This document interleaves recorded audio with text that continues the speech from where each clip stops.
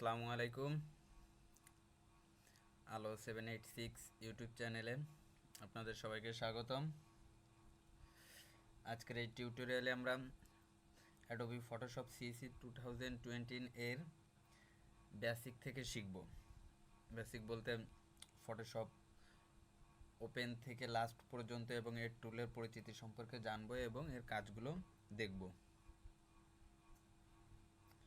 So দেরি না করে আমরা ফটোশপটি ওপেন করি।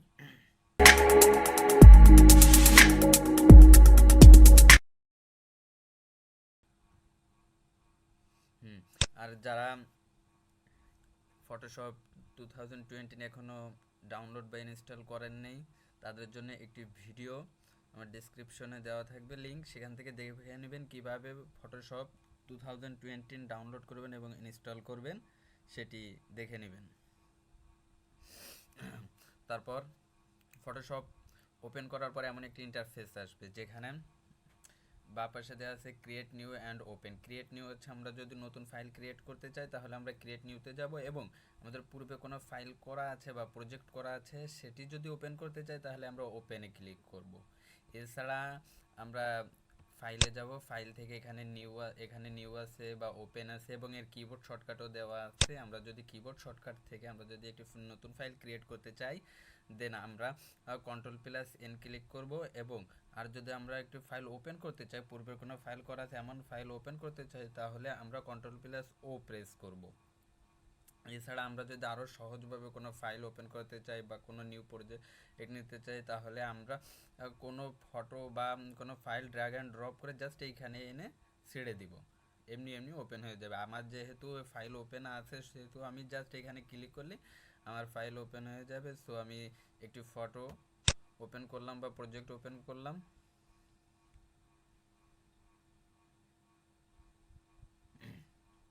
আপনারা দেখতে পাচ্ছেন যে আমি ক্লিক করলে আমার প্রজেক্টটা ওপেনও হয়ে গেল। এখন প্রজেক্ট যেহেতু ওপেনও হয়ে গেছে, এখন আমরা প্রথমে আমরা টুলের কাজগুলো দেখব, কোন টুলে কি কাজ হয় এবং আমাদের কোন টুলগুলো বিশেষ প্রয়োজনীয় বা কোন টুলগুলো আমাদের শেখা খুবই দরকার সেগুলো আমরা জানব। প্রথমে আসি প্রথম টুলে। দেখেন কার্সরটি টুলের উপর রাখলেই ওর একটা ডেমো বা এক্সাম্পল শো করতেছে যে কিভাবে কাজ করতে হয় টুলটি দিয়ে। সো তারপরও আমি বলে দিই, এটি হচ্ছে মুভ টুল। এই মুভ টুলের সাহায্যে সাধারণত যে কোনো ফাইল বা ফটো জাস্ট মুভ করানো হয়। এটি দিয়ে জাস্ট মুভ করানো হয়, এটির কাজ হচ্ছে জাস্ট মুভ করানো, তেমন কিছু বলার নাই।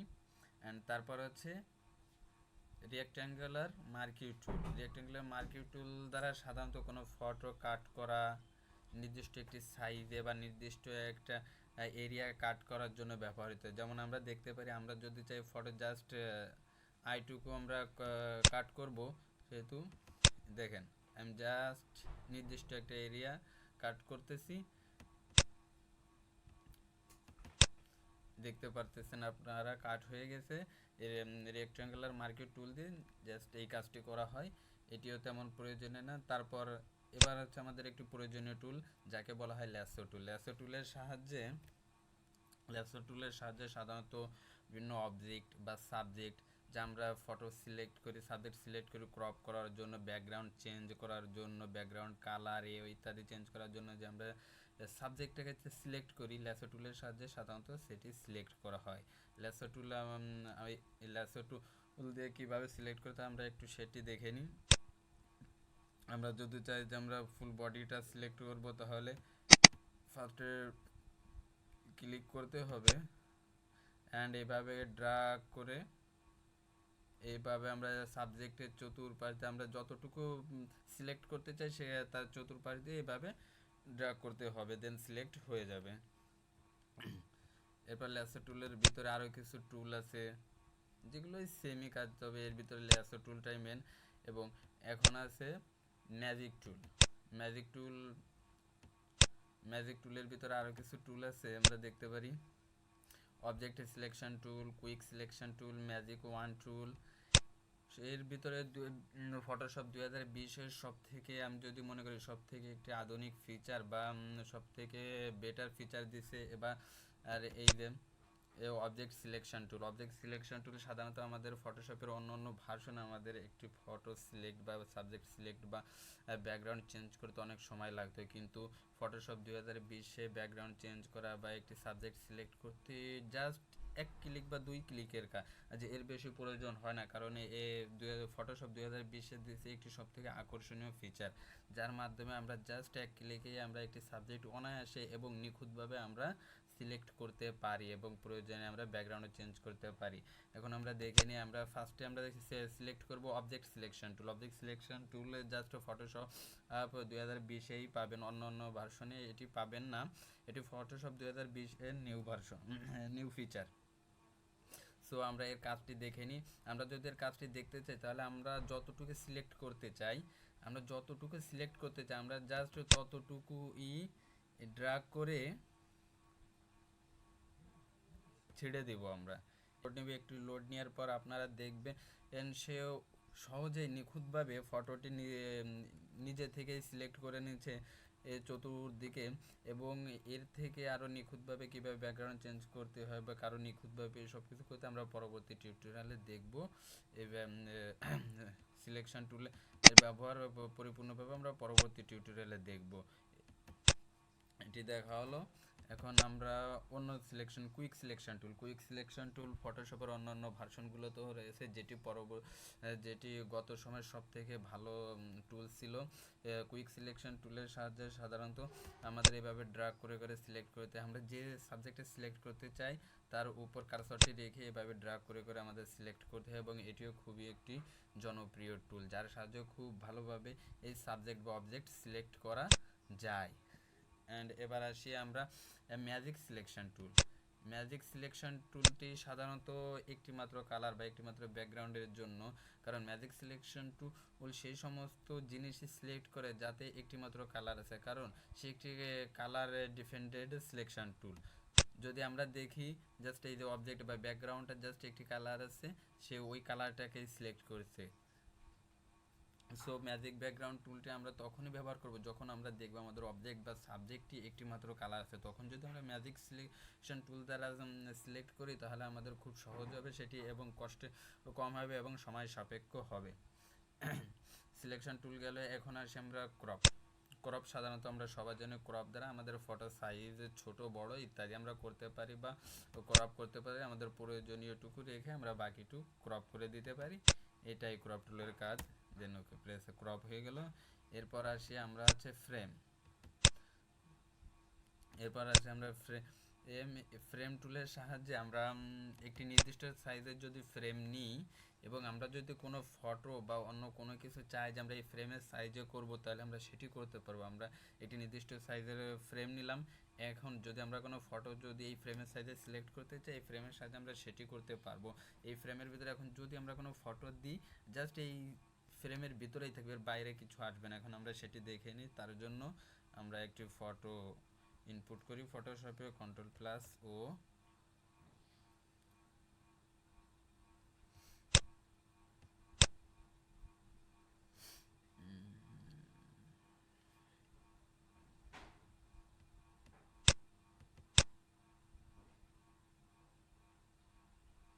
যে আমরা দেখতে পেলাম আমরা একটি ফটো ইনপুট করলাম এবং ফটো জাস্ট আমরা ফ্রেমের পরে রাখার সাথে জাস্ট ফ্রেমের সাইজে ফটোটি হয়ে গেল। ফটো আমরা যতই বড় করি না, বড় হোক না কোনো ফটো, জাস্ট ওই ফ্রেমের ভিতরে রাখলে জাস্ট ফ্রেমের সাইজে আসবে, অন্যথায় অন্য কোনো সাইজে আসবে না। সো আমাদের ফ্রেমের কাজ আমরা দেখলাম। এখন দেখব আমরা আই ড্রপ টুলের সাধারণত আমাদের একটি কালার সিলেক্টের জন্য ব্যবহার করা হয়। আমি যদি চাই যে এখন চাই যে আমার ফেসে যে কালার আছে আমি সেই কালারটি নিব, তাহলে আমি জাস্ট আই ড্রপটি সেই জন্যই ব্যবহার করব। আই ড্রপ জাস্ট সেই জন্য ব্যবহার করে। আমি যদি এখানে সিলেক্ট করি, আপনারা দেখতে পাবেন যে আমার এই কালারটি এখানে সিলেক্ট হয়ে যাবে। আপনারা দেখেন, আমি যদি এই ব্যাকগ্রাউন্ডের কালার সিলেক্ট করি, আমাদের এই যে পিঙ্ক কোয়ালিটির একটা কালার সিলেক্ট হয়ে গেল। আই ড্রপ কালারটা জাস্ট সেই জন্য ব্যবহৃত হয়। এরপর আসে স্পট হিলিং ব্রাশের কাজ খুবই গুরুত্বপূর্ণ আমাদের বর্তমান সময়ে। আমরা সাধারণত ফটোশপে ফেস ক্লিন বা করতে চাই। আবার আমাদের অনেক সাবজেক্টে ফেসে পিম্পল থাকে বা বিভিন্ন স্কেচ থাকে, আমরা সাধারণত এসব দাগ বা পিম্পলগুলো আমরা স্পট হিলিং ব্রাশ দ্বারা দূর করতে পারি। আমরা এর কাজটি দেখে নিই। আমরা প্রথমেই আমরা একটি স্পট বা পিম্পলওয়ালা পিক নিচ্ছি, সেখানে আমরা দেখব কিভাবে কাজ করে। স্পট হিলিং ব্রাশের সাহায্যে আমরা জাস্ট যেখানে পিম্পল বা স্পট আছে বা বিভিন্ন দাগ আছে সেখানে কার্সরটি রেখে জাস্ট একটা ক্লিক দেব। আপনারা দেখলেন ক্লিক দিলে এই স্পটটি বা পিম্পলটি আউট হয়ে গেল। জাস্ট এখানেও এমনইভাবে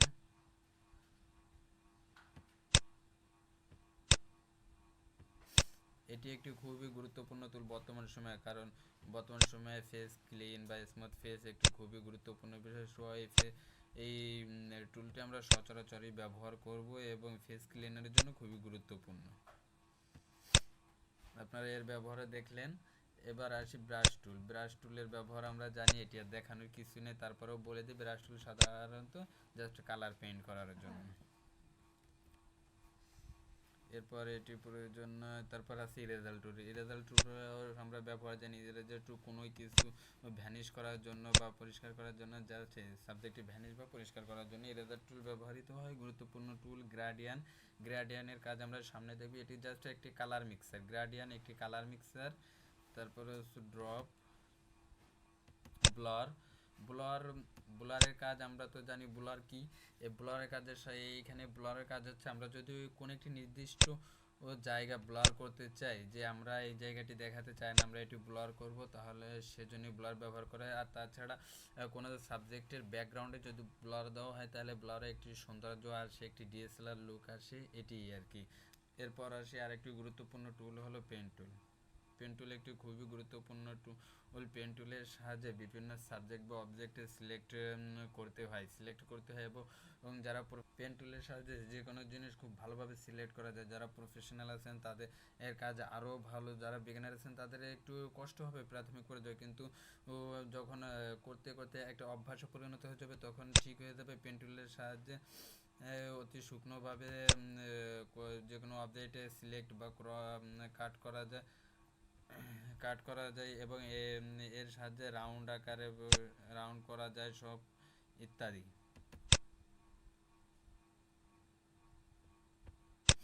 এরপর পেন টুলে কাজ দেখলাম। এরপর আসি আমরা টেক্সট টুলে। টেক্সট টুলের কী জন্য ব্যবহার হয় এটাও আমাদের জানা আছে। সাধারণত টেক্সট টুল ব্যবহৃত হয় সাধারণত কোনো কিছু লেখা, কোনো ফন্ট স্টাইল, কোনো পিক রাইট ইত্যাদির জন্য টেক্সট টুল ব্যবহার করতে হয়। এবং টেক্সট টুলের বিভিন্ন ফিচার এখানে রয়েছে। এখানে আছে ফন্ট স্টাইল, তারপর পেন টুলের বিভিন্ন স্টাইল এখানে দেওয়া আছে। এখানে আছে ফন্ট স্টাইল, অনেক ফন্ট স্টাইল রয়েছে। আরও চাইলে আমরা ফন্ট স্টাইল ডাউনলোড করে এখানে অ্যাড করতে পারি। অ্যান্ড তার পাশে দেওয়া আছে আমাদের ফন্ট কোয়ালিটি আমরা রেগুলার দিতে পারি, ইটালিক দিতে পারি, বোল্ড দিতে পারি, তারপর ফন্ট সাইজ ইত্যাদি। তারপরে এখানে অ্যালাইনমেন্ট আছে, বিভিন্ন অ্যালাইনমেন্টও ব্যবহার করতে পারি। দেন তারপর আমরা আসি আরেকটি গুরুত্বপূর্ণ টুল রেক্ট্যাঙ্গেল টুল। রেক্ট্যাঙ্গেল টুলের সাহায্যে আমরা সাধারণত অনেকগুলো স্যাম্পল নিতে পারি। রেক্ট্যাঙ্গেল টুলে আরও অনেকগুলো স্যাম্পল আছে এবং এই রেক্ট্যাঙ্গেল টুলের সাহায্যে আমরা সাধারণত কোনো কিছু স্যাম্পল নিয়ে থাকি এবং এর ভিতরে ইচ্ছা করলে আমরা কোনো কিছু লিখতে পারি।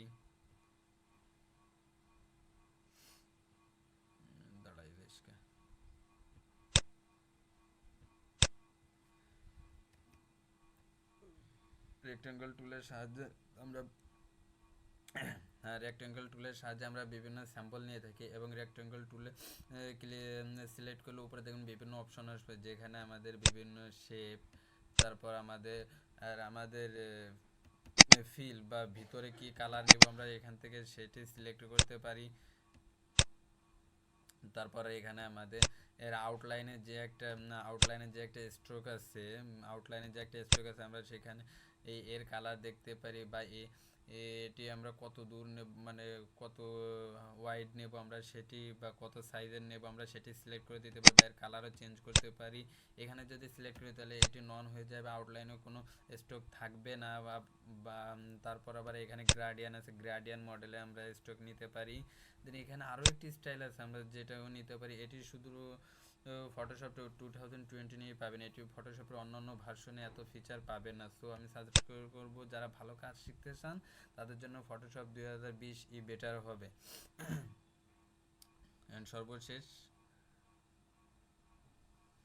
আমরা আরেকটি জিনিস দেখব, আমাদের আরেকটি জিনিস হচ্ছে কালার সেট, যেখানে উপরেটিকে বলা হয় এটা ফরগ্রাউন্ড কালার এবং নিচেটিকে বলা হয় ব্যাকগ্রাউন্ড কালার। আমরা চাইলেই এখানে ডবল ক্লিক করে কালার সিলেক্ট করতে পারি বা চেঞ্জ করতে পারি। এখানে আমরা চাইলে নির্দিষ্ট কালারে ড্র্যাগ করে দিতে পারি, বা এখানে কালার কোড দিতে পারি। সো আজকে আমরা অনেকগুলো টুলসের সাথে পরিচিত হলাম, যার ভিতরে আছে move tool, rectangular marquee tool, lasso tool, magic selection tool বা selection move tool, crop tool, eye drop, তারপরে spot healing and eraser, gradient, pen tool, text tool. আমি যেটা বলবো সব টুল থেকে সবথেকে বেশি আমরা কাজ করব হচ্ছে সিলেকশন টুল অ্যান্ড ইরেজার, আর pen tool, text tool, gradient, এগুলোই সব থেকে বেশি কাজ করে। এবং এর ফটোশপের অন্যান্য যত ফাংশন আছে তা সামনের টিউটোরিয়ালে আলোচনা করা হবে, এবং প্রত্যেক টিউটোরিয়াল কিছু কিছু গুরুত্বপূর্ণ জিনিস নিয়ে আলোচনা করা হবে। আশা করি আপনারা আমাদের সাথে থাকবেন এবং ফটোশপ 2020-এর আরও জিনিস দেখতে বা শিখতে চ্যানেলটিকে সাবস্ক্রাইব করুন এবং পাশে থাকবেন। এই বলে আজকের এই টিউটোরিয়াল শেষ হলো। আসসালামু আলাইকুম, ভালো থাকবেন সবাই।